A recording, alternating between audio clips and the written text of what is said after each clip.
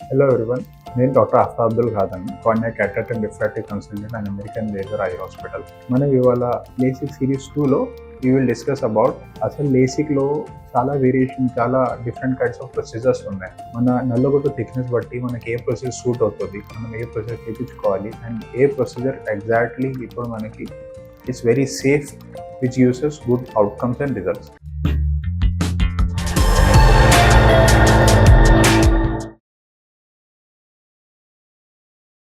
ఇప్పుడు మనకు ఉన్న ప్రొసీజర్లో లేసిక్ పిఆర్కి అంటే ఒక బేసిక్ ప్రొసీజర్తో స్టార్ట్ చేయించుకుంటే, లేసిక్ అంటే మీకు జనరేషన్ 1 లేసిక్ ప్రొసీజర్లో స్టార్ట్ ఎలా అయింది మనకి. సో లేసిక్లో మనం ఇనీషియల్గా ఒక ఫ్లాప్ లాంటిది క్రియేట్ చేసేవాళ్ళం. సో నల్లగొడ్డులో ఒక 5 లేయర్స్ ఉంటే దానికి first layer is termed as epithelium. So ఎపిథీలియంకి ఒక ఫ్లాప్ లా క్రియేట్ చేసి మనం ఎగ్జామల్ లేజర్ పాస్ చేసి మన నల్లగొడ్డుని రీషేప్ చేస్తాం. This is a plain generation first LASIK.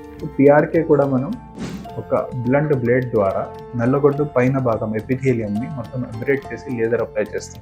These are the procedure which involves a microkeratome blade which is used in LASIK to create a flap, or a blunt blade or spatula which is used in PRK.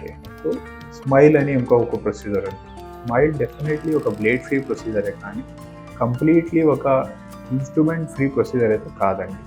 ఎందుకంటే స్మైల్లో మనం femtosecond laser ద్వారా ఒక disc లాంటిది లెంటిక్యూల్ మనం నల్లగొడ్డులో create చేస్తున్నాం. So మీ ఎంతైతే నల్లగొడ్డులో thickness తగ్గియాలి మీ నంబర్ని 0 చేయడానికి, అంతవరకు ఒక చిన్న లెంటికల్ డిస్క్ రౌండ్ షేప్ లెంటికల్ని లేజర్ ఫెమ్టోసెకండ్ లేజర్ ద్వారా మనం అక్కడ క్రియేట్ చేస్తాం.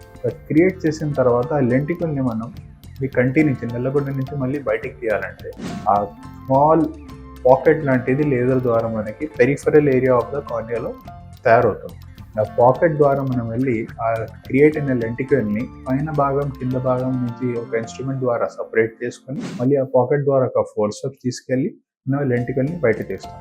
సో డెఫినెట్లీ ఇది ఒక బ్లేడ్ ఫ్రీ ప్రొసీజర్, కానీ it's a combination of 4 to 5 steps where we are using instrument definitely. But as the LASIK procedures have been evolved, so today we have one of the most advanced and safest procedure called as SmartSoft LASIK. So SmartSoft LASIK అంటే ఏంటి?